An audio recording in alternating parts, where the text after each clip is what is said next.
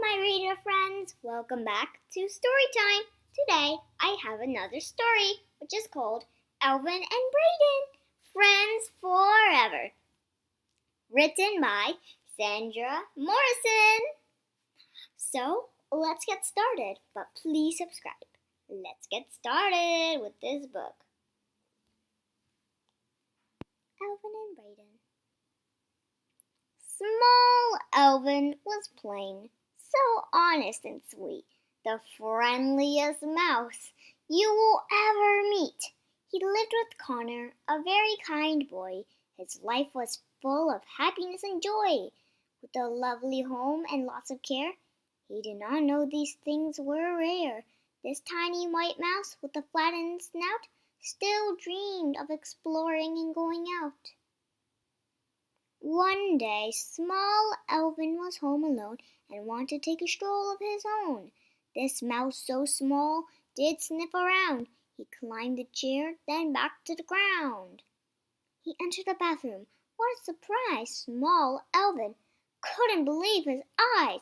This tiny mouse climbed up to the shelf, and in the mirror, Elvin saw himself. "So this is me," he scanned his face. He soon was gone and left no trace. Oh no!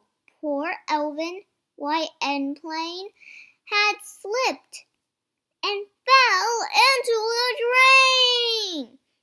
Oh, the poor mouse rolled left, then right. He was so scared and had no light. It was so cold and wet down here. Small Elvin cried and shook with fear. Then Elvin saw two eyes so dark. A monster? A ghost? Perhaps a shark? A shark? I thought sharks live underwater. It was a cockroach, Elvin meant. That bug, it seemed, was not a threat. Too scared to see, he moved his paws and ran to flee the monster's claws. As Elvin tried to wiggle out, the mouse saw an elongated snout. I see another mouse. Small Elvin felt happy with so much joy. A mouse, a girl, maybe a boy. Finally met someone of his kind with just a question of his mind. He asked, "Would you please be my friend?" The answer he heard was rude in the end. A mouse, it was Brayden, so thin and gray, unhappy to meet anyone on the way.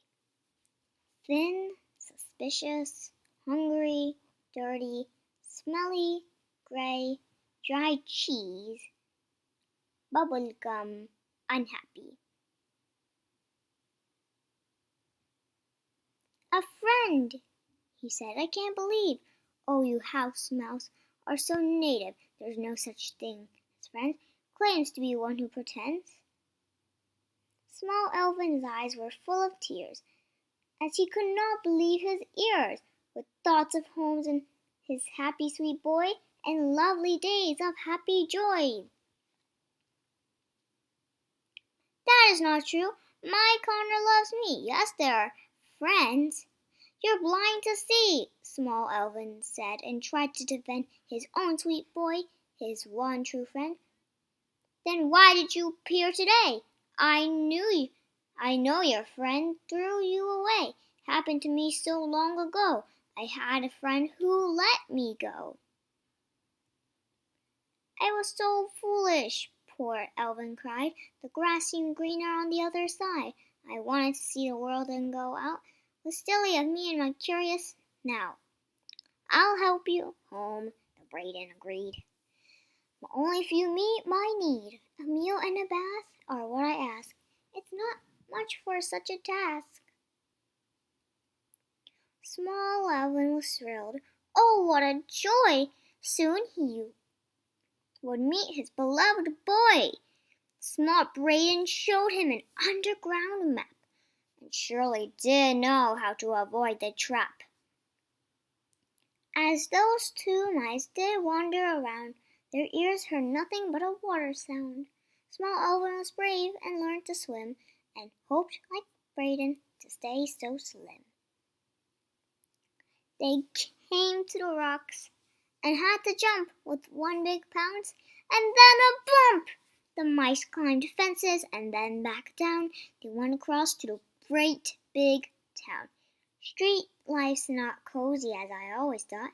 I miss my home and my life quite a lot. Then Elvin was happier than ever before as he was in front of Connor's front door. Oh, Brayden, I cannot just thank you enough. The answer he heard in his ears were quite rough. Oh, please do not thank me, but follow the deal. I want a hot bath and a warm, juicy meal. Small Elvin brought bread with ham and cheese. Poor Brayden had never tried any of these. And then a hot bath and blossom soap was better than he could hope. Then clean and full, now ready to leave, out Brayden, the witness a beautiful scene. Young Connor then opened and peeked through the door and hugged Elvin, our Elvin, like never before. My Elvin, I thought I surely lost you. I see you have brought a friend too. Those words would touch another heart, but Brayden planned to still depart. Small Brayden was happy to see the boy, wanted now Brayden to feel that joy. Oh, won't you stay and be my friend, he asked, but Brayden did not attend. You love me today, and tomorrow I'll be out. You will not trick this clever snout. I knew it well as I saw it before. I do not believe in friends any more. Then Elvin did cry. No, that is not true. See, I have a friend, which you can have too. You might be happy. Oh, can't you see? Just open your heart and you can trust me. Then Brayden stopped short to think for a while. His look was more pleasant and less hostile. It would be nice to have a friend, the mouse decided in the end. As Connor then smiled, Elvin did the same, and Brayden felt love, but also shame. The shame for his heart, so cold and severe, and love to his friends, so true and sincere. So Brayden felt joy that now was for real, no longer felt lonely, and as he used to feel. He now had a family, his life's missing part. All that it took was to open his heart. And then there used to be only Elvin, but now there's another house that sells Brayden. From the author.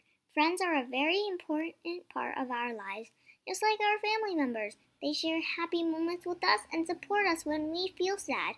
We all have different friends during our lives, but there's usually one friend who holds a special place in our hearts. Maybe you already know your special friend, or possibly you are about to meet them. You might come across some fake friends and feel disappointed, as Mouse Brayden felt in the story. But hang on to your hope. One day you will meet your Elvin, and it will be a true friendship for a lifetime. The end. I hope you enjoyed this fantastic story.